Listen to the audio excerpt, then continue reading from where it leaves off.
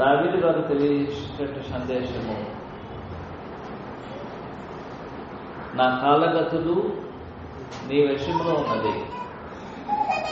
ఏ సందర్భము చెప్పబడిందో 13, 14 వచనాలని జాగ్రత్తగా తెలియజేస్తున్నారు. అనేక మంది ఆలోచన చేస్తున్నారు. వారి ఆలోచనలను దావీదుకి వినబడే విధంగా కలుసుకున్నందుకు గుసగుసగా మాట్లాడుకుంటున్నారు. ఏం మాట్లాడుకుంటున్నారు? ఎలాగైనా సరే దావీదుని మనము కడముట్టించాలి, ఎలాగైనా దావీదుని మనము నాశనం చేయాలి, ఎలాగైనా దావీదుని మనము చంపేయాలి అనే వారి ఆలోచనలో ఉంచకుండా దావీదుకు వినబడే రీతిలో ఏం చేస్తున్నారు? వాళ్ళు కలిసి మాట్లాడుకొని గుసగుసగా మాట్లాడుతున్నప్పుడు ఇది ఎవరికి వినబడుతుంది? ఇప్పుడు దావీదుకు వినబడుతున్నారు. అదే ఆయన 13వ వచనం చెప్తున్నాడు, గమనించండి. అనేకులు నా మీద దురాలోచన చేయుచున్నారు, నాకు ప్రాణహాని చేయటం వారు యోచించున్నారు, వారు గుసగుసలాడు నాకు కనబడుతుంది. తాను రాజు, ఇశ్రాయేలుకు రాజు, 40 సంవత్సరంలో రాజ్య పరిపాలనని 12 గోత్రికులను ఆయన పరిపాలించాడు.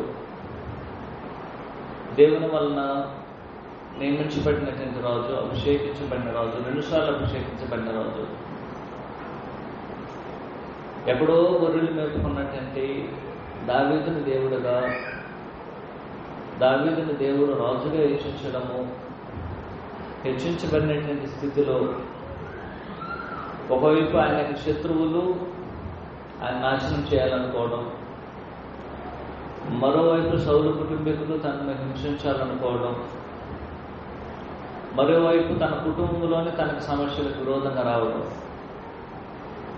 ఈ విధంగా అనేక దిక్కుల అనేక రకములుగా తన భార్యను బట్టి అనేక రకాల హింసను పొందడం, ఈ విధంగా అనేక రకాలైన శ్రమలకి, దురాలోచనలకి దావీదు మీద కక్ష కట్టి ఎలాగైనా ముట్టించాలని ఫిలిష్తీయులు, శత్రువులందరూ ఎవరెవరిని నాశనం చేశారో వాళ్ళందరూ ఆలోచన చేయడం, వారు ఆలోచనలు చేసి వారు మాట్లాడుకునేటప్పుడు దావీదు వినపడటం ఏం చేసింది? ఆయన్ని ఎంతో బాధకు లోనుపరిచేసి,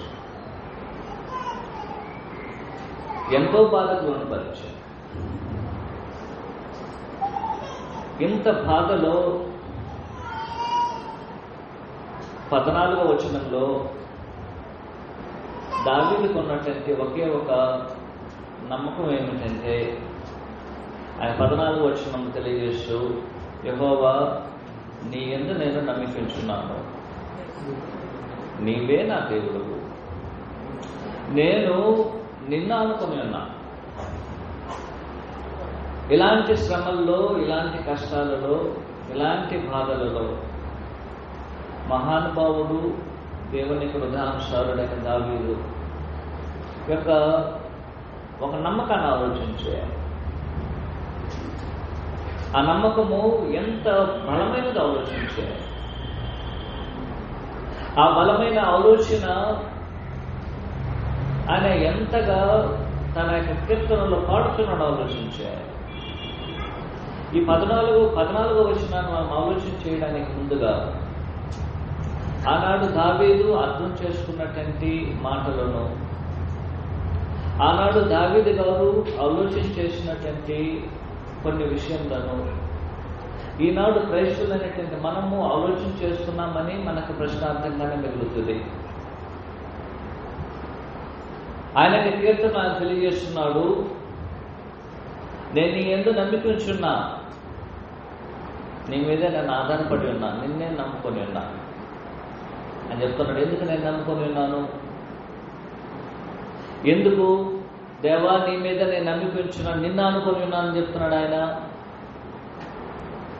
ఎందుకు చెప్తున్నాడు అంటే, ఆయన చెప్తున్నాడు, నీవు నా దేవుడివి.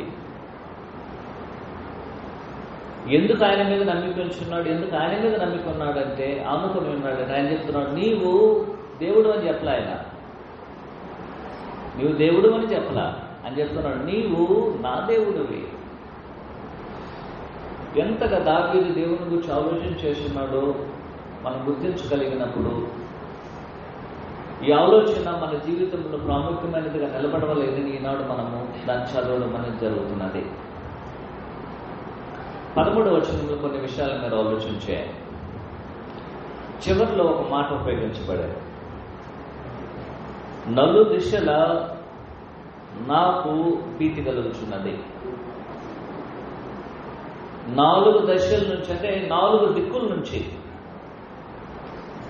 మనుషుడు ఎన్ని దిక్కులను కలిగి ఉన్నాడు? 4 దిక్కులు.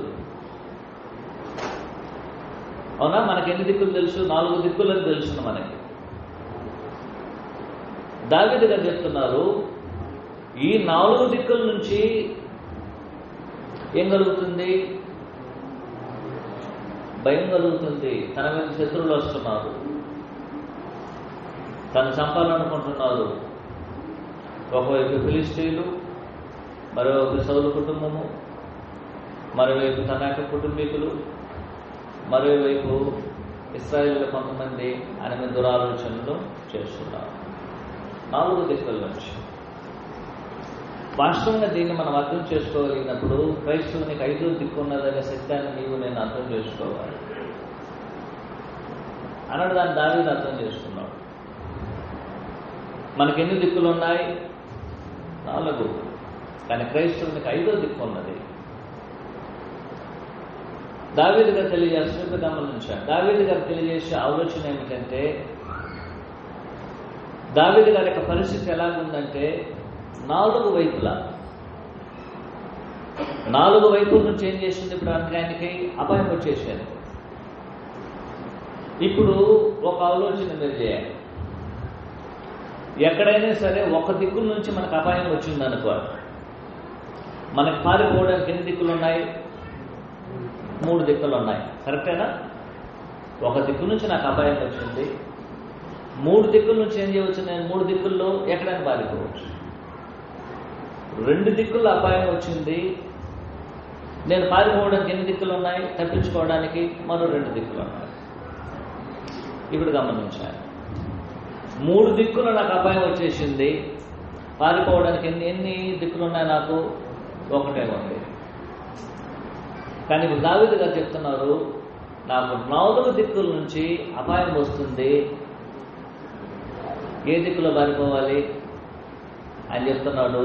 ఏ మనుషుడు కూడా మనుషు రీతిగా ఆలోచన చేస్తే 4వ దిక్కే ఉందనుకుంటున్నాడు. కానీ దేవుని మీద నమ్మికుంచేవారు, దేవుని మీద ఆధారపడేవానికి 5వ దిక్కు ఉన్నది. అదేమిటంటే,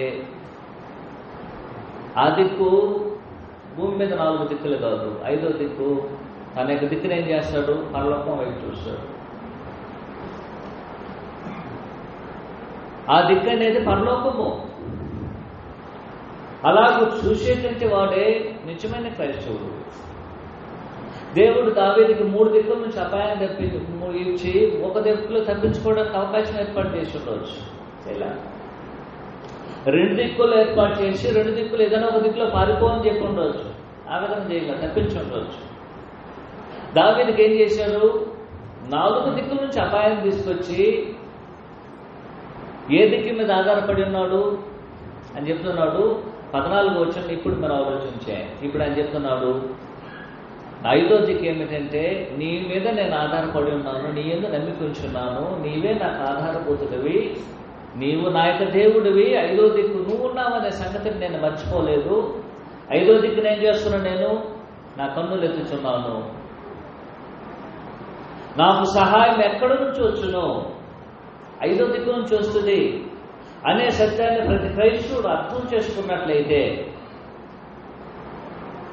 ప్రతి క్రైస్తవుడు మనకు 4 దిక్కులు కాదు, మనుషు రీతిగా మనం 4 దిక్కులు ఆలోచన చేస్తున్నాం. వాస్తవానికి ఆ 4 దిక్కుల నుంచి నీకు అపాయం రెడీగా ఉంది. ఎందుకు 4 దిక్కుల నుంచి దేవుడు అపాయం తీసుకొస్తున్నాడు అని చెప్తున్నాడు. నువ్వు 4 దిక్కుల మీద ఆధారపడకుండా దేవుని మీద ఆధారపడడానికి 5వ దిక్కు నీకు ఉన్నదని నువ్వు తెలుసుకోవాలంటే నీకేం కావాలి? 4 దిక్కుల నుంచి నీకు అపాయం రావాలి. ఒకవేళ 3 దిక్కుల నుంచి నీకు అపాయం వస్తే ఒక దిక్కు నువ్వు తప్పుకోవచ్చు. ఏదో మనుష్య ఆలోచనతోనూ మనుష్య జ్ఞానముతోనూ నీ యొక్క బలముతోనూ శక్తితోనూ నువ్వు తప్పించుకొని వెళ్ళిపోవచ్చు. కానీ ఇప్పుడు 4 దిక్కుల నుంచి వచ్చేసింది. ఇప్పుడు ఏం చేయబడతావు నువ్వు? అయ్యా 4 వైపులు నేను మూసుకోపోయాను అన్నాడు ఇశ్రాయేలీయులు అనుకున్నట్లుగా. మనం అరణ్యంలోనికి వచ్చేసాం. ఒకవైపు సముద్రం, 2 వైపుల సముద్రం ఉంది, ఇంకొక వైపు కొండలు ఉన్నాయి, మరే వైపు ఎవరు వస్తున్నారు? ఐగుప్తు దేశస్తులు తరుముకుంటున్నారు మనల్ని. ఈ యొక్క సముద్రం ఏం చేసింది? మన సముద్రము, ఈ కొండలు మరియు ఇది 3 దిక్కులు కప్పేసింది. ఒక దిక్కులో మనం తప్పించుకోవాలి. ఆ దిక్కులో కూడా ఎవరు వస్తున్నారు? ఐగుప్తు సైన్యం పరిగెత్తున్నారు. నువ్వెక్కడ తప్పించుకోలేవు. సముద్రం దూకి ఈత కొట్టుకుంటూ వెళ్ళిపోలేవు. నీ వల్ల కాదు. 2 దిక్కులు అది ఉంది. అప్పటికప్పుడు నువ్వు ఓడలు తయారు చేసుకోవాలన్నా అది నీ వల్ల కాదు. సరే, అప్పటికప్పుడు నువ్వు పడవలు తయారు చేసుకుని వెళ్ళిపోవాలన్నా సరే మీ వల్ల కాదు. ఆ 2 దిక్కులు మూసివేయబడింది.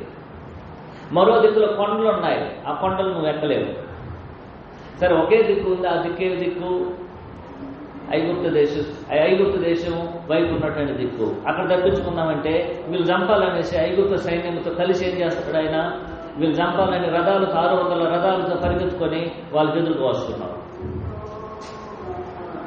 ఇప్పుడు వాళ్ళు చేయవలసింది ఏమిటి? భయపడిపోయారు, భయపడ్డారు. దావీదులాగా భయపడ్డారు. ఇంకేముంది, అయిపోయాం అని వారు అనుకున్నారు. కానీ 5వ దిక్కు ఉన్నదన్న సత్యమును, ఆ 5వ దిక్కులో సమస్తమును దేవుడు జరిగించగలడనే సత్యమును వారు ఎరగలేకపోయారు. అయితే దేవుడు మోషేకి తెలియజేసి, నువ్వెందుకు నా దగ్గర మాట్లాడుతున్నావు? ఎవరి దగ్గరికి వచ్చాడు మోషే గారు? దేవుని ప్రార్థన చేశాడు. దావీదు గారు కూడా అదే పరిస్థితిలో ఉన్నారు.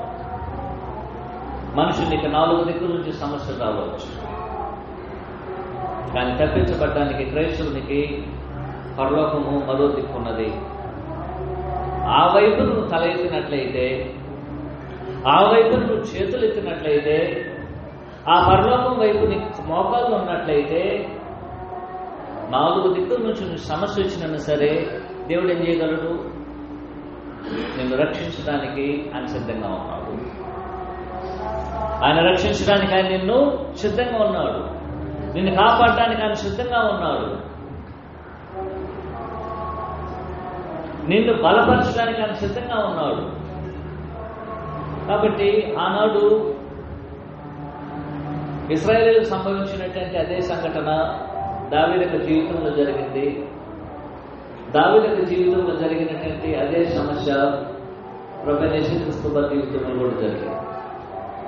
ప్రభువైన యేసుక్రీస్తు మరి భూమి మీదకి వచ్చినప్పుడు ఒకవైపున ఇల్లు, మరోవైపున అక్కడ ఉన్నటువంటి యూదులు, పరిచయ శాస్త్రులు, ధర్మశాస్త్ర ఉపదేశకులు, మరోవైపున శిష్యులు, మరో పక్క నుంచి అధికారం.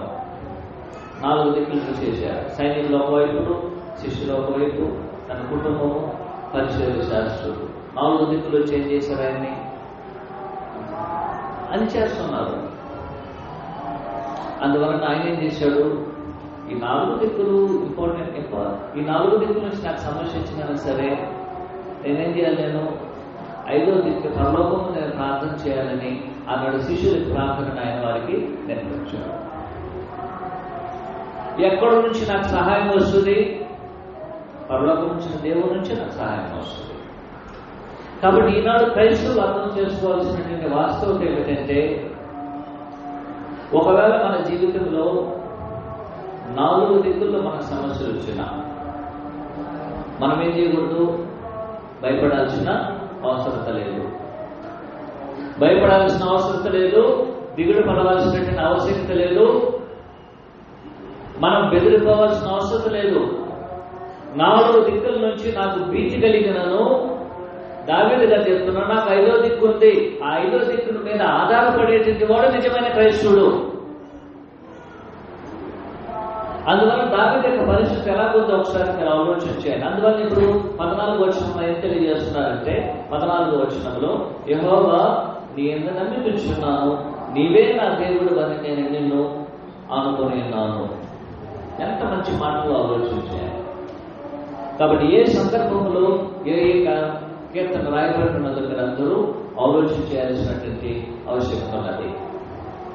కాబట్టి ఇలాంటి సందర్భంలో దావీదు కీర్తన రాస్తూ తాను ఎందుకు దేవుని మీద పూర్తిగా నిలబడి ఉన్నాడు, ఆనుకొని ఉన్నాడు, ఎందుకు దేవుని మీద ఆధారపడి ఉన్నాడు తాను తెలియజేస్తున్నాడంటే ఈనాడు అది మనకి గొప్ప మాదిరిగా ఉంటున్నది. కాబట్టి ఏ క్రైస్తవుడు ఏం చేయాల్సిన అవసరం లేదు, బాధపడాల్సిన అవసరం లేదు. అయ్యా ఒకవైపున నా కుటుంబం సమస్యలో ఉంది, మరోవైపున నాకు శత్రువులు నన్ను ఇబ్బంది పరుస్తున్నారు, మరోవైపున మరో సమస్య, ఇంకొక 4 వైపున నాకు 4 సమస్యలు ఉన్నాయి, ఎలా నేను బతకడం అని మనం ఆలోచన చేయగలిగినప్పుడు మనుషుల రీతిగా ఆలోచన చేస్తున్నాం. కానీ మనకు 4 దిక్కుల నుంచి సమస్య వచ్చినా సరే మరో 5వ దిక్కు ఉన్నదాన్ని గుర్తించినటువంటి వాడు ఎవరు? క్రైస్తవుడు. కాబట్టి మనమందరము ఆలోచన చేయాల్సిన విషయం ఏమిటంటే ప్రతి క్రైస్తవునికి 5వ దిక్కు ఉన్నది, అది పరలోకము. ఆ పరలోకం మీద నువ్వు ఆధారపడు, ఆ పరలోకపు దేవుని నువ్వు నమ్మించు.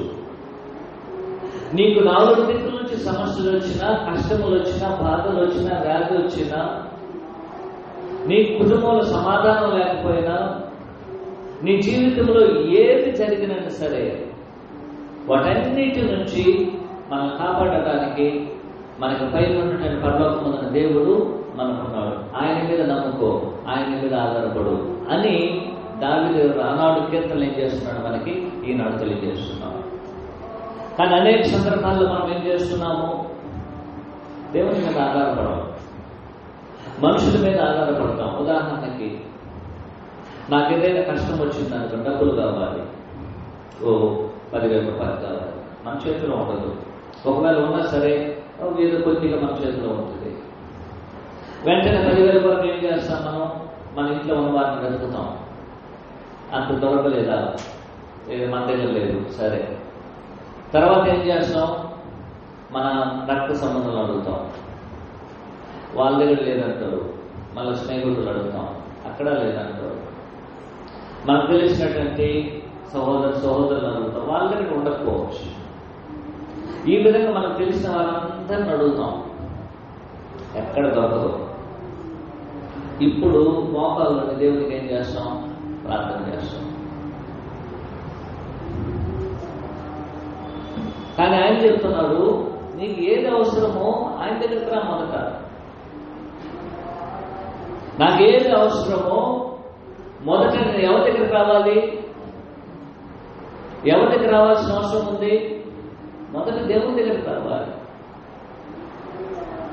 మొదట దేవుని మీద ఆధారపడు, దేవుని మీద నమ్మికుంచు, దేవుని మీద నమ్మికుంచు, దేవుని మీద ఆధారపడు. కానీ మనం ఏం చేస్తాం? మొదటగా దేవుని మీద ఆధారపడకుండా చివరగా దేవుని మీద మనము ఆధారపడతాం. కానీ దావీదు అలాంటి పరిస్థితి కాదు. దావీదు గారు తెలియజేస్తున్నారు, 4 దిశల నుంచి నాకు భీతి కలిగినను, నాకు 5వ దిక్కు ఉన్నది, అది పరలోకము. ఆ పరలోకం మీద ఏం చేస్తున్నాను? నేను ఆధారపడుతున్నాను. అందువల్ల ఆధారపడినటువంటి దావీదు ఏమని ఒప్పుకొచ్చున్నాడంటే కీర్తనలో, 4 దిశల నుంచి నన్ను శత్రువులు తరుముకున్నాను, ఒక దిశలో నన్ను శత్రువులు చంపాలనుకున్నాను, మరో దిశలో నా కొరకు కష్టాలు నిలిచి ఉన్నాను, మరో దిశలో నాకు సమస్యలు ఉన్నాను, మరో దిశలో నన్ను చంపాలనుకొని వారు ప్రయత్నాలు చేస్తున్నాను అని చెప్తున్నాడు. ఒకరు నన్ను చంపాలనుకున్నా, ఒకరు నా మీద దురాలోచనలు చేసిన, నన్ను ఒకరు నాశనం చేయాలనుకున్నా, సమస్తము ఎవరి చేతిలో ఉంది? నా కాళ్ళగతులు మీ చేతిలో ఉన్నాయి. మనుషుడు ఆలోచన చేయడం వల్ల జరిగేటది కాదు అది. దేవుని యొక్క పిల్లల యొక్క కాళ్ళగతులు ఎవరి చేతిలో ఉన్నాయి? దేవుని యొక్క చేతిలో ఉన్నాయి. అందువల్ల కీర్తనలు ఏమైనా ఒప్పుకొచ్చున్నారంటే, నా యొక్క కాళ్ళగతులు ఎవరి చేతిలో ఉన్నాయి? దేవదేవుని చేతిలో ఉన్నాయి. ఆయన చెప్తున్నాడు కదా 11వ వచనంలో ఏ విధంగా తెలియజేస్తున్న 15వ వచనంలో, నా కాలగతులు నీ వశములో ఉన్నవి. ఎవరి వశంలో ఉన్నవి? దేవుని వశంలో ఉన్నాయి. నా కాలగతులు దేవుని వశంలో ఉన్నాయి. దాని అర్థం ఏమిటి? నా కాలగతులు దేవుని వశంలో ఉన్నవంటే దేవునికి తెలియకుండా నా జీవితంలో ఏది జరగదు. నా జీవితంలో దేవుని ఔరచన లేకుండా, దేవుని యొక్క చిత్తం లేకుండా లేనట్లయితే, దేవుడు అనుమతించకుండా నా జీవితంలో ఏం జరగదు? ఏది జరగదు. కారణం ఏమిటంటే నా కాలగతులు ఎవరి చేతిలో ఉన్నాయి? దేవుని చేతిలో ఉన్నాయి. దీన్ని మనము 3 భాగాలుగా వివరించవచ్చు. ఈ వచనాన్ని మనము నా కాలగతులు నీ చేతిలో ఉన్నాయి అనేటువంటి పాఠాన్ని మనం 3 భాగాలుగా విభజించవచ్చు. దాంట్లో మనం ఏం చేస్తామంటే, నా కాలగతులు అన్నట్లయితే మొదటగా కాలమాన్ని మనం ఆలోచన చేయాలి. 2, నా కాలగతులు అన్నప్పుడు నా జీవితం ఎవరి చేతిలో ఉంది? దేవుని చేతిలో ఉంది. 3వది దానికి అర్థం ఏమిటి అనేటువంటి భాగాల్లో మనం దీన్ని ఆలోచించాలి. మొదటగా కాలములు సమయములను దేవుడు తన స్వాధీనంలో ఉంచుకొని ఉన్నాడు. నా కాలగతులు అని చెప్తున్నాడు ఆయన. ఎందుకు నా కాలగతులు దేవుని స్వాధీనంలో ఉన్నాయి? ఎందుకంటే కాలములు అనేది దేవుని యొక్క స్వాధీనంలో ఉన్నది. దానియేలు 2:21 వచనంలో ఆయన కాలములను సమయములను మార్చువాడై ఉండి రాజులను త్రోసివేయచ్చు, నియమించుచు ఉన్నవాడును, వివేకులకు వివేకమును, జ్ఞానులకు జ్ఞానమును అనుగ్రహించువాడై ఉన్నాడు. కాలమును చూసినట్లయితే ప్రతి కాలమును ఎవరు నియమించేది? దేవుడు నియమిస్తాడు.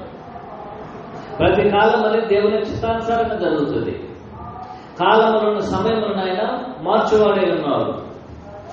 ఎలాగైనా మార్చవచ్చు ఆయన. కాలాన్ని ఏం చేయవచ్చు ఆయన? నిలవమంటే సూర్యుడు నిలుస్తాడు, వెళ్ళమన్నట్లయితే సూర్యుడు వెళ్తాడు. కాలాన్ని మారుస్తాడు.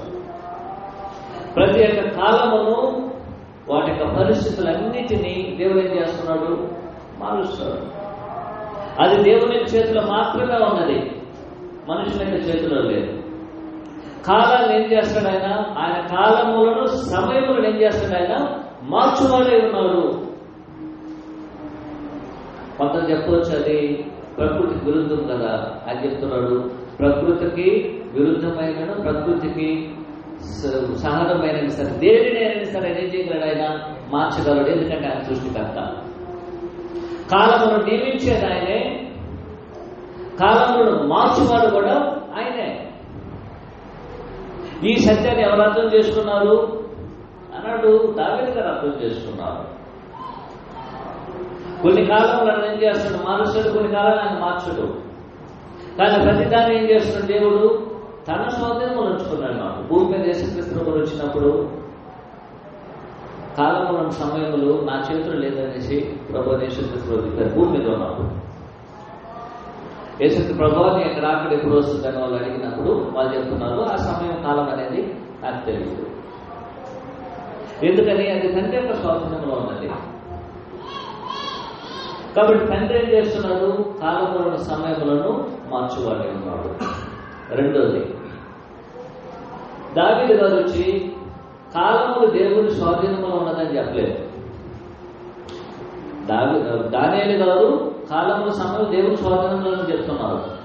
కానీ దావీదు గారి కీర్తనలు దావీదు గారు ఏం చెప్పడం లేదు? కాలముల సమయములు దేవుని స్వాధీనంలో ఉన్నదని చెప్పలేదు. ఆయన ఏం చెప్తున్నాడు? నా కాలములు ఎవరి వశంలో ఉన్నాయి? దేవుని వశంలో ఉన్నది. ఎవరి కాలములు? జనరల్గా కాలములని సమయములని దేవుని యొక్క చేతిలో ఉన్నది. అయితే దావీదు గారు జనరల్ టర్మ్లో చెప్పలే.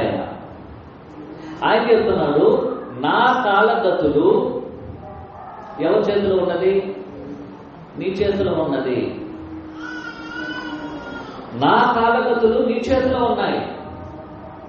ఎవరి చేతిలో ఉంది? దేవుని చేతిలో ఉంది.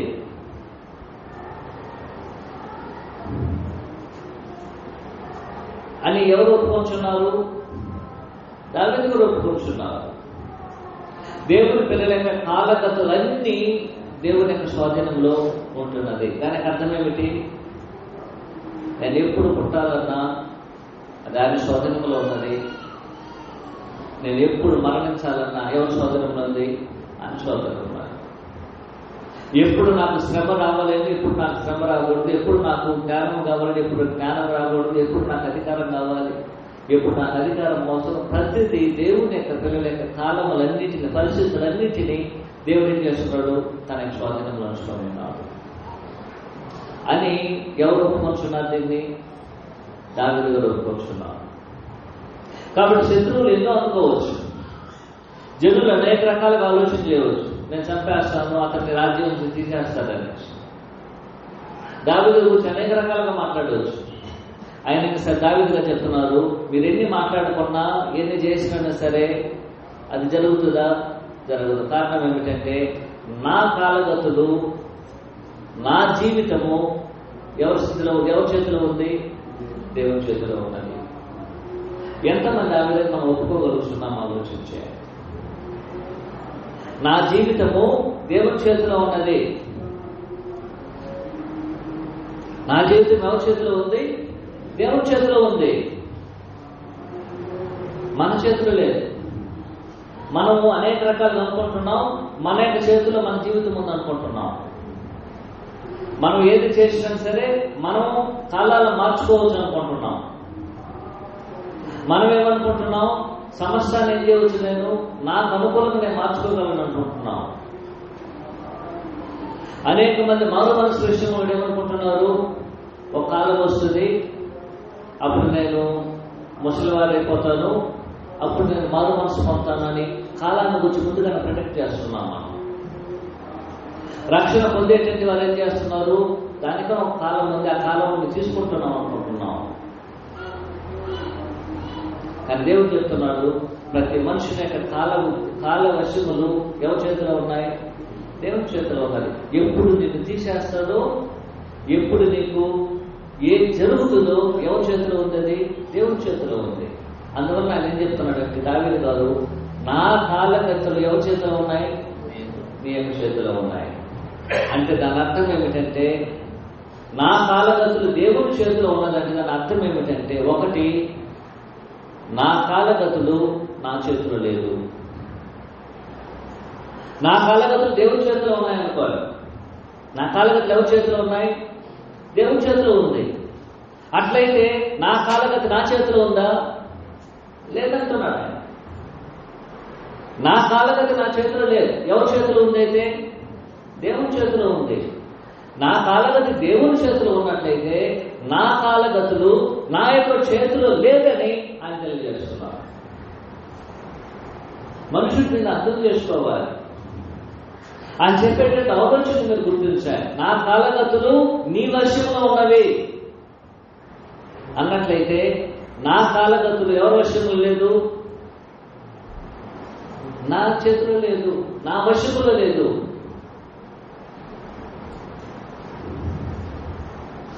అవునా? అవునా కాదా? దాని అర్థం ఏమిటి?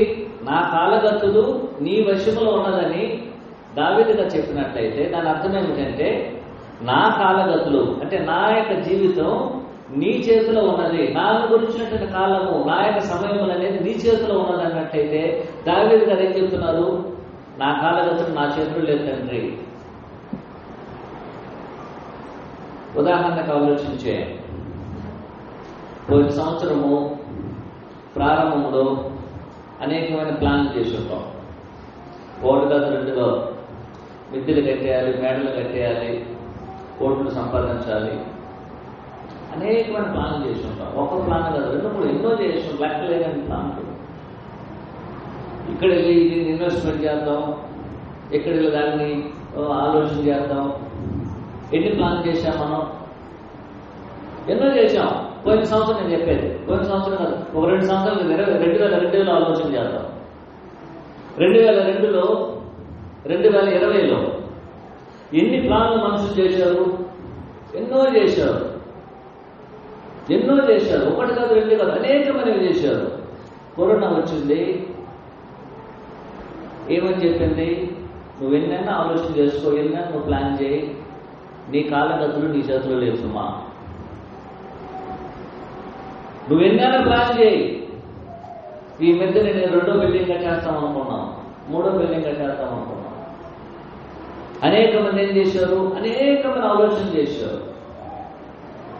ఒకటి కాదు రెండు కాదు, అనేకమైన ఆలోచన చేశాం. కరోనాకు ముందు ఎన్ని ఆలోచన చేసి పెట్టాం? ప్రతిదానికి ఒక్కొక్క పక్క ప్లాన్ చేశాం.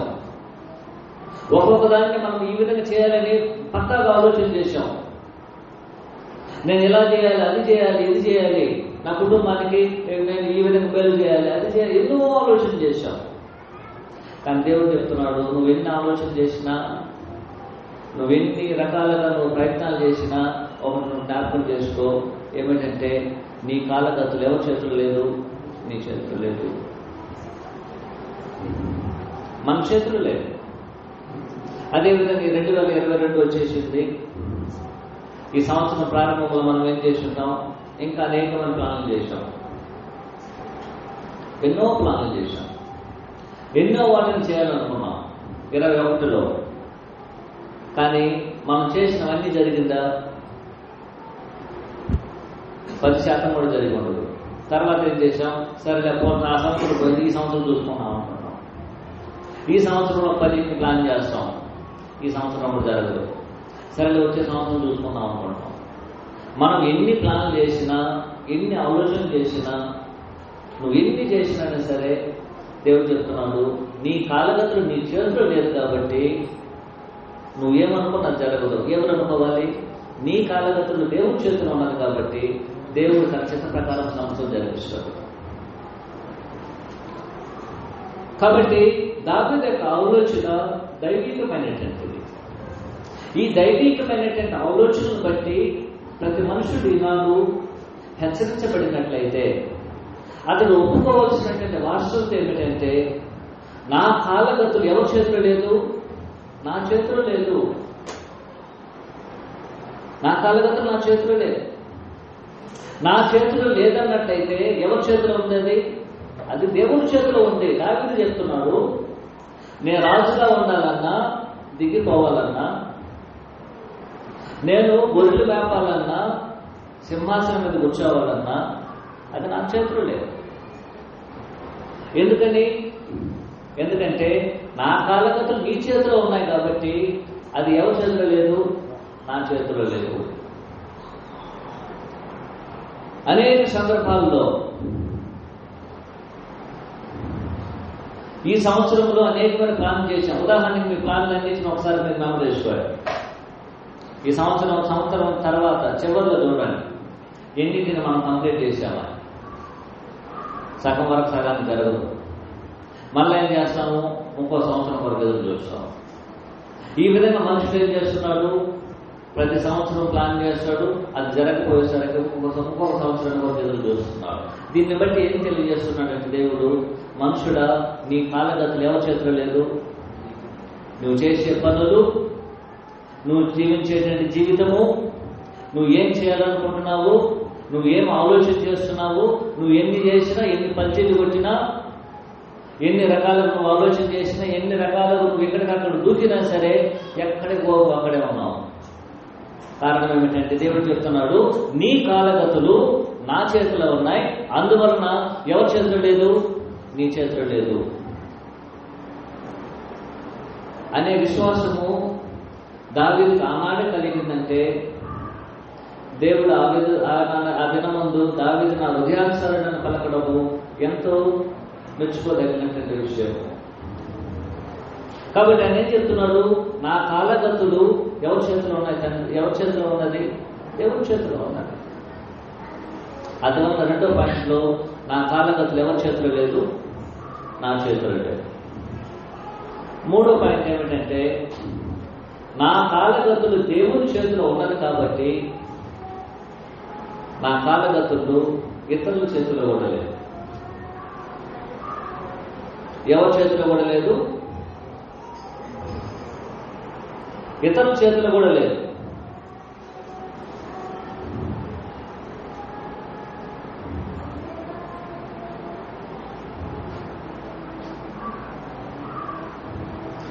నా కాలగతులు ఎవరి చేతిలో లేదు.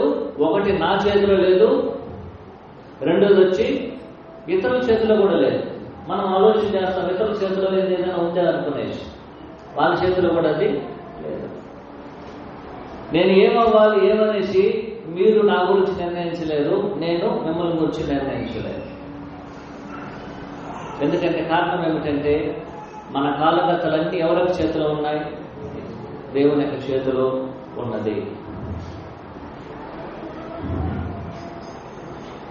మన కాలగతులన్నీ మనం అనేక సందర్భాల్లో ఆలోచన చేస్తాం, అబ్బా నా యొక్క జీవితం అనేది నా భార్య మీద ఆధారపడింది, నేను బతికితే నేను భార్య ఉంటే బతుకుతాను, నా ప్రాణం అంతా నా భార్య మీద ఆధారపడింది. భర్త అంటాడు, భార్య ఉంటుంది, నా భర్త లేకపోతే నేను జీవించలేను, ఆయన మీద ఆధారపడి ఉన్నాను. పిల్లలు తల్లిదండ్రులు చూసి, తల్లిదండ్రులు పిల్లలను చూసి. ఇతరుల చేతిలో మన కాలగతులు లేవు. ఎవరి చేతిలో ఉన్నాయి? పరలోకం ఉన్న తండ్రి చేతిలో ఉన్నది. దీన్ని మనం జ్ఞాపకం చేసుకోవాలి. నా కాలగతి, నీ కాలగతి, లోకంలో ఉన్న ప్రతి మనుషుని యొక్క కాలగతి ఎవరి చేతిలో ఉన్నాయి? దేవుని చేతిలో ఉన్నది. దేవుని చేతిలో ఉన్నది కాబట్టి ప్రతిదీ నువ్వు చేయాలనుకున్నది, నువ్వు ఆలోచన చేసేటట్టుది, నువ్వు జరిగించాలనుకునేది, నువ్వు ఎప్పుడు ఏం చేయాలనేది, నువ్వు ఎప్పుడు మరణించాలనేది కూడా ఎవరి చేతిలో ఉంది? దేవుని చేతిలోనే ఉంది. నీ చేతిలో లేదు, ఇతరుల చేతిలో కూడా లేదు. కాబట్టి నా కాలగతులు ఎవరి చేతిలో ఉన్నదని దావీదు చెప్తున్నాడు. ఆలోచించే ఒకటి, దేవా నీ చేతిలో ఉంది. దానికి అర్థం ఏమిటంటే, రెండు, నా చేతిలో లేదు. మూడు, ఎవరి చేతిలో కూడా లేదు? ఇతరుల చేతిలో కూడా లేదు. ఈ లోకంలో ఏ మనుషుని చేతిలో కూడా లేదు. అందువల్ల ఆయన ఏం చెప్తున్నాడు? శత్రువులారా, మీరు 4 దిక్కుల నుంచి నన్ను జరుగుతున్నారు, నన్ను చంపాలనుకుంటున్నారు, నన్ను చంపాలని మీరు ఆలోచన చేస్తున్నారు, కానీ మీ చేతిలో నా కాలగతులు లేదు. దావీదు యొక్క ఆలోచన ఏమిటి? 13వ వచనం గమనించారు. 31వ వచనం 13వ వచనంలో, అనేకులు దావీదు మీద దురాలోచన చేయుచున్నారు, నాకు ప్రాణం హామీ చేయుచున్నారు, వారు గుసగుసలాడుచు నాకు వినబడుచున్నది, నలుదిశలు నాకు భీతి కలిగి ఉన్నది. అనేకులు దావీదుని ఏం చేయాలనుకుంటున్నారు? చంపాలనుకుంటున్నారు. అనేకులు ఆయన మీద దురాలోచన చేస్తున్నారు. అనేకులు ఆయన గురించి గుసగుసలాడుకుంటున్నారు. 4 దిక్కుల నుంచి ఆయనకి ఏం కలుగుతుంది? ఇతరుల ద్వారా ప్రాణహాని కలుగుతుంది, నష్టాలు కలుగుతుంది, బాధ కలుగుతుంది, వ్యాధి కలుగుతుంది, మనోదుఖం కలుగుతుంది. ఆయన సరే దావీదు చెప్తున్నాడు, నా కాలగతులు మీ చేతిలో లేదు. 4 దిక్కుల నుంచి ఇతరుల ద్వారా నాకు శ్రమ రావచ్చు, కష్టాలు రావచ్చు, బాధలు రావచ్చు, హింస రావచ్చు, మనోదుఖం రావచ్చు, వేదన రావచ్చు. అయినా సరే నా జీవితాన్ని మీరేం చేయలేరు, నిర్ణయించలేరు. కారణం ఏమిటంటే నా కాలగతులు దేవుని చేతిలో ఉన్నాయి. రెండోది, నా కాలగతులు నా చేతిలో లేదు. మూడోది, నా కాలగతులు నేను ఎప్పుడు మరణించాలి, ఎప్పుడు నేను నశించిపోవాలనేది ఇతరులైనటువంటి మీ శత్రువులైనటువంటి మీ యొక్క చేతిలో కూడా లేదు. దావీదు గురించి అనేక మంది ఆలోచన చేశారు, కానీ ఆయన చెప్తున్నాడు, నా కాలగతులు మీ చేతిలో లేదు. సుమా, శత్రువులారా, మీరు ఆలోచన చేయాల్సింది ఏమిటి? నా కాలగతులు ఎవరి చేతిలో లేదు? మీ చేతిలో లేదు. నా కాలగతులు ఎవరి చేతిలో ఉన్నాయి? దేవుని చేతిలో ఉన్నది. కాబట్టి ఏ మనుషులను బట్టి ఏం చేయకూడదు? మనము భయపడాల్సిన అవసరం లేదని యేసుక్రీస్తు వారు మత్తయి సువార్త 10వ అధ్యాయంలో తేటగా తెలియజేశారు. వారు ఏం చేయగలరు?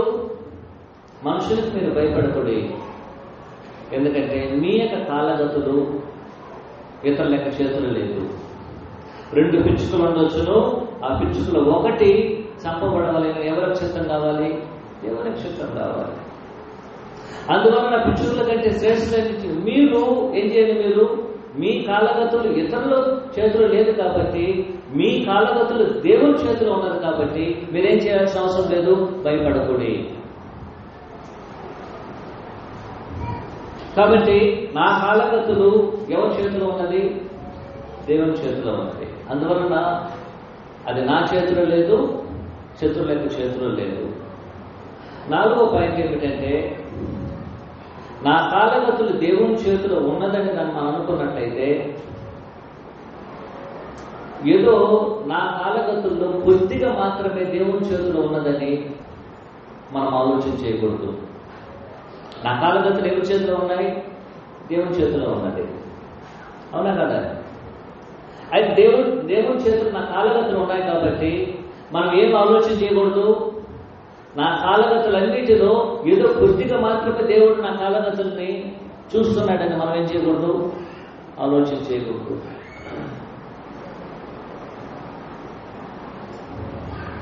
మన కాలగతులు సమస్తం దేవుని చేతిలో ఉన్నాయి, ఏదో కొద్దిగా మాత్రమే దేవుని చేతిలో ఉన్నదని మనం ఏం చేయకూడదు? మనము ఆలోచన చేయకూడదు.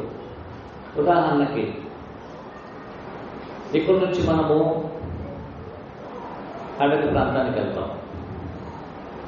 వెళ్ళేటప్పుడు ఒక చిన్న యాక్సిడెంట్ జరుగుతుంది. అందువల్ల దెబ్బలేం తగ్గలేదు, ఏం కాలేదు, యాక్సిడెంట్ జరిగారు. వెంటనే చెప్తాం, దేవుడు యాక్సిడెంట్ తప్పించేసాడు అంటాం. రెండోసారి వెళ్తాం, ఇక్కడ నుంచి కడలికి ఏం చేస్తాం? నేరుగా ఏ సమస్య లేకుండా వెళ్ళిపోతాం. ఇప్పుడు మొదటి వర్షం ఏం చేస్తున్నాం?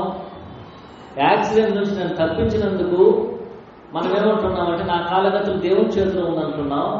కానీ దేవుడు నన్ను ఎక్కడి నుంచి నా కర్రే ప్రాంతాన్ని చేర్చినందుకు దేవుడు తన కాలగతులు మన చేతిలో ఉన్నదని మనం ఏం చేయడం లేదు, గుర్తించడం వల్ల. నన్ను కడలకి సురక్షితంగా చేర్చాడు అనేక ఈ కాలగతికి తను దేవుడు నన్ను సురక్షితంగా చేర్చాడు అనేటువంటి ఈ కాలాన్ని దేవుడు తన చేతిలో ఉంచుకుని సురక్షితంగా చేర్చాడని మనం దేవుడు ఏం చేయడం లేదు, ఆలోచన చేయడం వల్ల.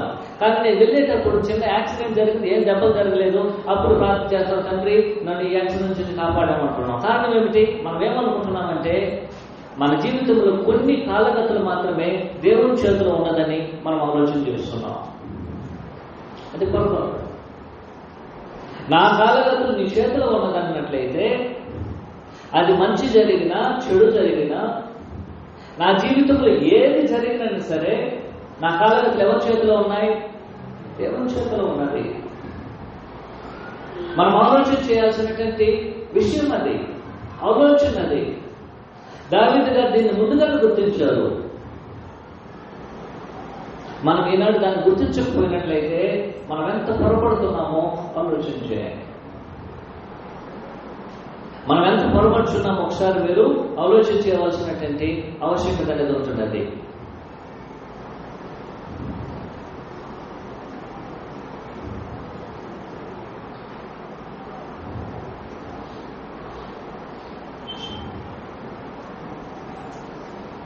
మనం ఏం చేస్తున్నాం? కొన్ని సందర్భాలలో కొన్ని సందర్భాల్లో పెద్ద పెద్ద విషయాల్లో మనము దేవుడు మన కాలాన్ని గుర్తిస్తున్నాడు అనుకుంటాం. ఉదాహరణకి ఒక మనిషి చచ్చిపోయాడు అనుకో, ఒక మనుషుడు చంపబడ్డాడు. మనం ఏదైనా మాట్లాడతామా? ఒక వ్యక్తి హైదరాబాద్లో మనం చనిపోయారు, విధంగా చనిపోయారు, దాన్ని వచ్చి ఎవరిని పట్టించుకోం. కానీ అదే ట్రైన్లో ఎవరు చనిపోరా? అదే కానీ ఒక ట్రైన్లో ఉన్నటువంటి వారు 1000 మంది చచ్చిపోయారు. ఇప్పుడేం చేస్తాం? అబ్బా దేవుడు వాళ్ళని చంపేశాడు అంటాం. కానీ ఒక వ్యక్తిని చంపేసినప్పుడు మనం పట్టించుకోవడం లేదు. కారణం ఏమిటి? మనం ఏమనుకుంటున్నామంటే దేవుడు పెద్ద పెద్ద విషయాలను మాత్రం తన కాలంలో పెట్టుకున్నాడు, చిన్న విషయాలు తన కాలంలో పెట్టుకోలేదని మనం అనేక సందర్భాలు దేవుణ్ణి సందేహిస్తాం. చిన్న ప్లేస్ ఒక మరణం జరిగిన సరే దేవుడు తన కాలాన్ని అతని కాలాన్ని ఆయన చేతిలో ఉంచుకుని ఉన్నాడు. 1000 మంది చనిపోయినా సరే ఆ 1000 మంది చనిపోయినా సరే ఆ కాలగతిని ఎవరి చేతిలో ఉంచుకున్నాడు? ఆయన దేవుడి చేతిలోనే ఉంచుకుని ఉన్నాడు. ఎందుకంటే మనకు ఆలోచన ఏంటంటే దేవుడు మన జీవితంలో కొన్ని క్షణాలు కొన్ని సమయాలనే పెద్ద పెద్ద విషయాల్లో మాత్రమే దేవుడు మనల్ని కాపాడుతున్నాడని ఆలోచన చేయడం జరుగుతుంది.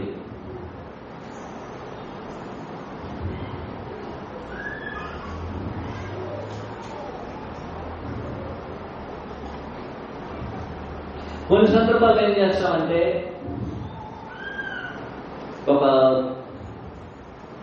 ఒక బిజినెస్ చేస్తాం.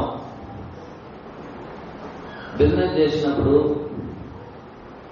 ఓ 10 లక్షల రూపాయలు పెడతాం, లేక ₹1 కోటి పెడతాం. ₹1 కోటి పెట్టినప్పుడు 10 రూపాయలు నష్టం వచ్చింది, ఒక 10,000 రూపాయలు వచ్చిందని, ఒక 10 లక్షల రూపాయలు మనకి ₹1 కోటి పెట్టాం, 10 లక్షల రూపాయలు మనకు ఆదాయం వచ్చిందనుకో, ఏం చేస్తాం మనం? దేవునికి ప్రార్థన చేస్తాం. దేవుడు నా జీవితంలో మేలు చేశాడు కాబట్టి దేవుడిని నేను కృతజ్ఞత తెలుపుతాను అంటాం. కరెక్టేనా? అది దేవుడి యొక్క కృప. కానీ అదే బిజినెస్లో 10 లక్షలు నష్టం అయిపోయింది అనుకో, ఇప్పుడు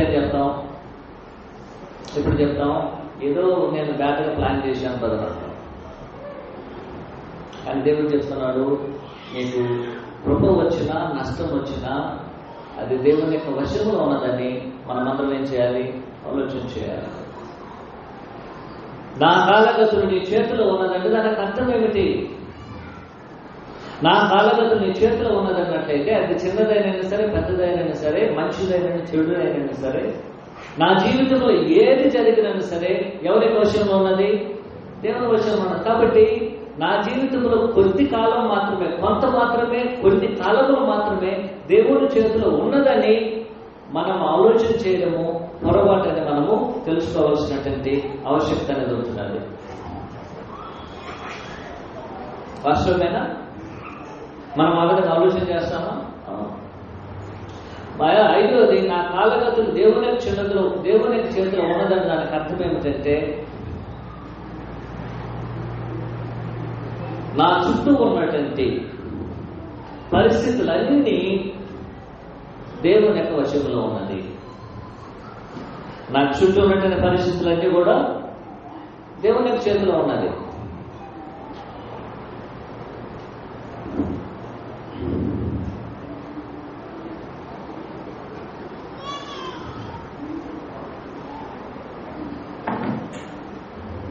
నా చుట్టూ ఉన్న ప్రతి పరిస్థితి మనం చెప్తాం పంచిపోతాలంటాం, అవన్నీ కూడా దేవుని చేతిలో ఉన్నాయి. ప్రతిదీ మన చుట్టూ జరుగుతున్న ప్రతి పరిస్థితి, ఎండ వచ్చినా, వర్షం వచ్చినా, గాలి వచ్చినా, తుఫాను వచ్చినా, మన చుట్టూ జరుగుతున్నటువంటి ప్రతి పరిస్థితి ఎవరి చేతిలో ఉన్నాయి? దేవుని చేతిలో ఉన్నది. దానికి అర్థం అది. నా కాళ్ళగతులు నీ చేతిలో ఉన్నది అన్నట్లయితే నా చుట్టూ జరుగుతున్నటువంటి ప్రతి పరిస్థితిని దేవుడు ఏం చేస్తున్నాడు? తన స్వాధీనంలో ఉంచుకొని ఉన్నాడు, తన వశంలో ఉంచుకొని ఉన్నాడు. ప్రతి మనుషుడు, ప్రతి సంఘటన, ప్రతి ప్రదేశంలో దేవుడు ఏం చేస్తున్నాడు? సమస్తాన్ని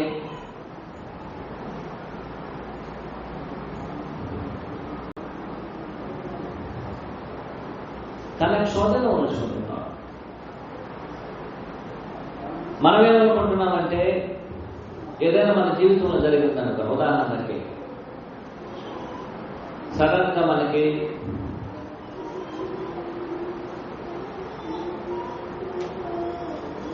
ఒక లాటరీ టికెట్ తగ్గింది, వెంటనే ఏం చెప్తాం? బ్రదర్ అది నీకు మంచి లక్ బ్రదర్ అంటాం. అవునా? అవును, మనం అలాగే మాట్లాడతాం. లోకంలో ఉన్నవారు అదే మాట్లాడతాం. నీకు చాలా మంచి లక్ బ్రదర్, మంచి హ్యాండ్ బ్రదర్ అంటాం. లేనట్లయితే ఏదైనా నాకు మంచి ఉద్యోగం వచ్చింది అనుకోండి, ఏం చెప్తాం? బ్రదర్ మీరు బాగా చదువుకున్నారు కాబట్టి, బాగా ఇంటర్వ్యూ చేశారు కాబట్టి ఏం చేశారు? మంచి ఉద్యోగం వచ్చింది. మంచి మార్కులతో ఒక వ్యక్తి పాస్ అయినట్లయితే నువ్వు బాగా చదివావు, నువ్వు బాగా చదువుకుంటున్నావు అని మనం ఏం చేస్తాం? లక్కు మీదో, కాలం మీదో, నీ యొక్క సామర్థ్యం మీదో, లేక నీ కుటుంబం మీదో, నీ మీదో, నీ చుట్టూ ఉన్న వారి మీద, నీ బంధువుల మీదో, ఎవరి మీద మనం ఏం చేస్తాం? దానికి కారణాలు చెప్తాం.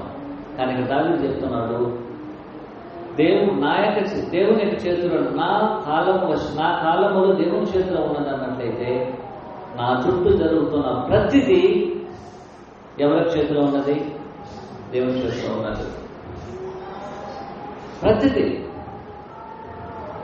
నీకు డబ్బులు రావడానికి కారణము నీకున్న లక్కు బాగు, అది దేవుడు నీకు చేసేది. సమస్తం దేవుడు ఏం చేస్తున్నాడు? తన వశంలో ఉంచుకున్నాడు. నీ కాలగతులు దేవుని వశంలో ఉన్నదంటే సమస్తము దేవుని యొక్క స్వాధీనంలో ఉన్నదని దానికి అర్థంగా నువ్వు నేను ఆలోచన చేయాల్సినటువంటి అవసరం ఉంటున్నది. ప్రతి మనుషుడు అలాగా ఆలోచించాలి.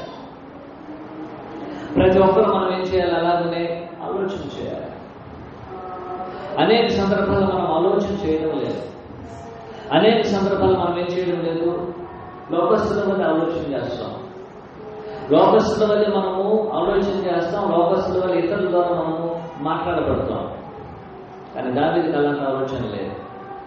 దావీదుకి ఆలోచన ఏమిటంటే, నా యొక్క కాలగతులు ఎవరికి చేతిలో ఉన్నదని చెప్తున్నాడు ఆయన? దేవుని యొక్క చేతిలో ఉంటున్నది.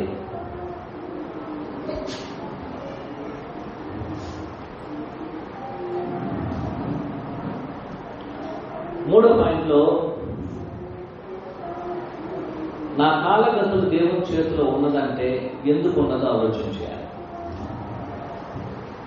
ఎందుకు నా కాలగతులు దేవుని చేతిలో ఉన్నది? ఎందుకు నా కాలగతులు దేవుని చేతిలో ఉన్నాయి? ఒకటి, దేవుడు ప్రేమించే వారికి, అనగా ఆయన సంకల్పం చొప్పున పిలవడిన వారికి సమస్తము సమకూడి మేలు జరుగుతుంది. కాబట్టి దాంట్లో నీవు నేను ఒకరైనట్లయితే నా కాలగతులను ఎవరి చేతిలో ఉన్నాయి? దేవుని చేతిలో ఉన్నాయి. రోమిల్ రాసిన పత్రిక 8వ అధ్యాయం.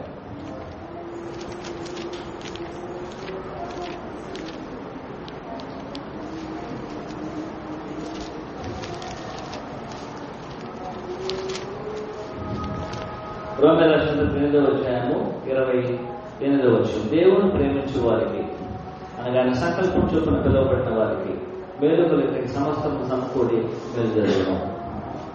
అవునండి, సమస్తము సమకూడి ఎందుకు మేలు జరుగుతుంది మనకి? ఎందుకంటే మన కాలగతులు దేవుని వశంలో ఉన్నాయి. ఎందుకు నా కాలగతులు దేవుని వశంలో ఉన్నావంటే ఆయన చెప్తున్నాడు, నువ్వు దేవుని ప్రేమిస్తున్నావు, రెండోది ఆయన సంకల్పం చొప్పున మనము పిలువబడి ఉన్నాం. కాబట్టి సమస్తం ఏం చేస్తున్నాడు దేవుడు? సమకూడి మనకు మేలు జరిగించడానికి దేవుడు ఏం చేస్తున్నాడు? సమస్తం మన కాలగతులు ఆయన చేతిలో ఉంచుకొని ఉన్నాడు. నా కాలగతులు నా చేతిలో ఉంచేసాడు అనుకోవాలి. నా కాలగతుల్ని నా చేతిలో ఉంచితే సమకూడి సమస్తం మేలు జరగడానికి అవకాశం లేదు. ఎందుకంటే నీ కాలగతులు నీ చేతులు ఉంటే నువ్వేదో చేస్తూ తోచింది దాన్ని. దేవుడు నా యొక్క జీవితంలో సమస్తం సమకూడి మేలు జరిగించాలంటే నేను చేసేది నేను చేస్తూ దేవుడు చేయాలనుకున్న దాన్ని ఏం చేయలేము మనం. అది మేలు జరుగుతుంది, కీడే జరుగుతుంది. అయితే ఇప్పుడు నా సమస్త కాలగతి, నా యొక్క కాలగతిని దేవుడి చేతుల్ని ఉంచినట్లయితే దేవుడు ఏం చేస్తాడు? ఇప్పుడు సమస్తం సమకూడి మేలు జరిగిస్తాడు. అయినా మనం చెప్పవచ్చు, ఎందుకు నా జీవితంలో సమస్తం సమకూడి మేలు జరగడం లేదు? ఎందుకంటే ఇంకా కూడా నా కాలగతులను ఏం చేయలేదు, మనం దేవునికి ఇవ్వడం లేదు. ఆ కాలగతుల్లో మనం దొంగిలిస్తున్నాం, మన కొరకు వినియోగించుకుంటున్నాం, నా కుటుంబాన్ని కొరకు వినియోగించుకుంటున్నాం, నా కొరకు వినియోగించుకుంటున్నాం, లోక సంబంధమైన జీవితం కొరకు వినియోగించుకుంటున్నాం, నా పాపం కొరకు వినియోగించుకుంటున్నాం. అయితే మన కాలగతులన్నీ దేవుని చేతిలో ఉన్నట్లయితే సమస్తం సమకూడి ఏం జరుగుతుంది? మేలు జరుగుతుంది. రెండు,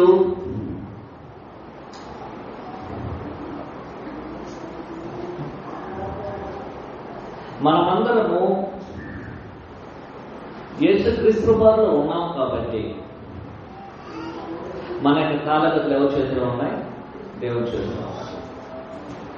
యేసుక్రీస్తు వారిలో ఉన్నటువంటి వారికి యేసుక్రీస్తు ఏం చేశారు? నిత్య జీవాన్ని ఇచ్చారు. నా తండ్రి నాకంటే గొప్పవాడు, నా గొర్రెలకు నేనేం చేస్తున్నాను, నా గొర్రెలు నా చేతిలో ఎవరు కూడా ఏం చేయలేదు, అపహరించలేదు, వాటికి నేను నిత్య జీవం ఇచ్చున్నాను. 10:38 వచనము యోహాను సువార్త. కాబట్టి మనుషులు ఏం చేస్తున్నారు? వారందరూ యేసుక్రీస్తు వారి శరీరంలో ఉన్నారు కాబట్టి, ఆయనలో ఉన్నారు కాబట్టి, వారి కాలగతులు అన్ని కూడా ఎవరి చేతిలో ఉన్నాయి? దేవుని యొక్క చేతిలో ఉన్నదని ఆయన తెలియజేయడం అనేది జరుగుతుంది. కాబట్టి మన కాలగతులు ఎవరి చేతిలో ఉన్నాయి? దేవుని చేతిలో ఉన్నది. దేవుని చేతిలో ఉన్నది కాబట్టి మొదటిగా మన చేతిలో లేదు, 2 ఇతరుల చేతిలో లేదు, 3వది నా కాలగతులు కొన్నిటిని మాత్రమే దేవుడు ఏం చేయడం లేదు, హ్యాండిల్ చేయడం లేదు. 4 దాని యొక్క అర్థము నా కాలగతులు ఆయన చేతిలో ఉన్నదంటే దాని యొక్క పూర్తిగా మన చుట్టూ జరుగుతున్న సమస్య పరిస్థితులన్నింటినీ కూడా దేవుడు తన స్వాధీనంలో ఉంచుకొని ఉన్నాడు. 2వది ఎందుకు మన కాలగతులు ఆయన చేతిలో ఉన్నదంటే ఎందుకంటే దేవుని మనం ప్రేమించే వారికి ఆయన స్వతంత్రంలో పిలవబడి ఉన్నాం కాబట్టి మనందరి కాలగతులు ఆయన చేతిలో ఉన్నాయి. 2వది మనమందరం యేసుక్రీస్తు యొక్క శరీరంలో ఉన్నాం కాబట్టి మన కాలగతులు దేవుని చేతిలో ఉన్నాయి. కాబట్టి సమస్తము సమకూడి దేవుడు ఏం చేస్తున్నాడు మన కొరకు 3వ పాయింట్లో మేలు జరిగిస్తున్నాడు. ఈ విధంగా మనందరి కాలగతులను దేవుడు తన స్వాధీనంలో ఉంచుకొని సమస్తము సమకూడి మనకేం చేస్తున్నాడు, ఆయన మేలు జరిగిస్తున్నాడు. కాబట్టి ఈనాడు మనం అర్థం చేసుకోవాల్సినటువంటి ముఖ్యమైన విషయం ఏమిటంటే ఆనాడు దావీదు కలిగింది, ఈనాడు మన యొక్క పరిస్థితి కూడా. ఆనాటి పరిస్థితిని దావీదు అర్థం చేసుకొని తాను పూర్తిగా దేవునికి అప్పగించుకుని నా కాలగతులు ఎవరి చేతిలో ఉన్నాయి? నీ చేతిలో ఉన్నాయి. కాబట్టి ఏ మనుషుడు నా కాలగతి నా చేతిలో ఉన్నదనుకున్నట్లయితే, ఇతరుల చేతిలో ఉన్నదన్నట్లయితే అది పొరపడుతున్నాం. కాబట్టి మొదటగా నా కాలగతులు ఎవరి చేతిలో ఉన్నాయి? దేవుడి చేతిలో ఉంది. 2 నా కాలగతులు నా చేతిలో లేదు. 3 నా కాలగతులు ఇతరుల చేతిలో కూడా లేదు. నా కాలగతులు దేవుని చేతిలో ఉన్న అర్థము నా చుట్టూ ఉన్న పరిస్థితులన్నీ దేవుని యొక్క స్వాధీనంలో ఉన్నది.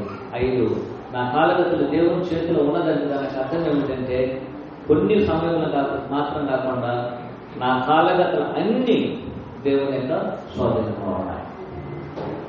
కాబట్టి వీటిని మనం అర్థం చేసుకుంటూ మనమందరము ఆలోచన చేయాల్సినటువంటి విషయం ఏమిటంటే మన కాలగతులను మన కాలగతి దేవుని చేతిలో ఉన్నది కాబట్టి దేవుడు తన చిత్తానుసారం మన జీవితాన్ని నడిపించినట్లుగా మనల్ని మనము ఆయన అప్పగించుకుందాం. ఆ విధంగా చేయడానికి దేవుడు సహాయపడడం కాక ఓర్పుతగినట్టు మీ అందరికీ ప్రభువైన యేసుక్రీస్తు నామమున వందనాలు తెలియజేసుకుంటూ ఈ కార్యక్రమాన్ని ముగిస్తున్నాను. అందరికీ వందనాలు.